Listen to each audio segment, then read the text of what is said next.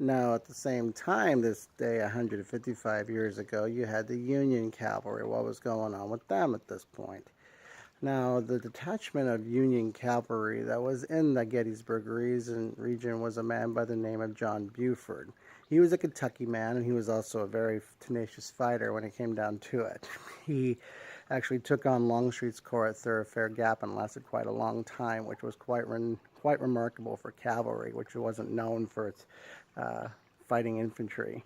And so he passed through the area of Gettysburg at this time 155 years ago, and he sent his scouts out, his other cavalry, and he saw that he had Ewell's corps heading from the north, from Carlisle, and he also had Hill's corps heading from the west, and Longstreet was behind that. He decided, and he basically saw it all in his mind that they were just going to go up and just sweep through the town, and behind him was a hill of considerable size called Cemetery Hill.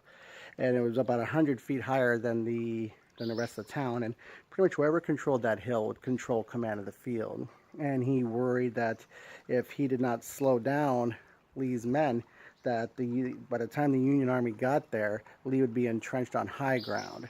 And so he decided, in a rare move, to dismount his 2,500 troopers, now of his two brigades of cavalry. Now, mind you, Ewell and Hill had about 20,000 men apiece in each of their corps.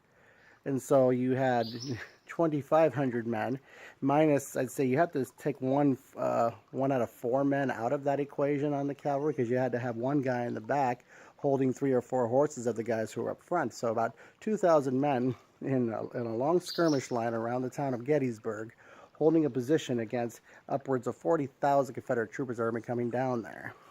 Now, one of his commanders, I don't know if it was Devon or Gamble, who said that we can hold them pretty good. We'll be fine here. And Buford didn't agree at all. He said, "You're going to be hit, and you're going to be hit hard."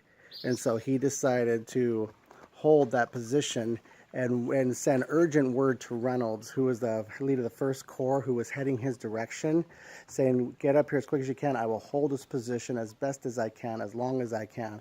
Please get here as fast as you can." And so General Reynolds with the First Corps was marching with all possible speed, as was the rest of the Army of the Potomac, some of which was still in Maryland. That's how far spread out the Union Army was.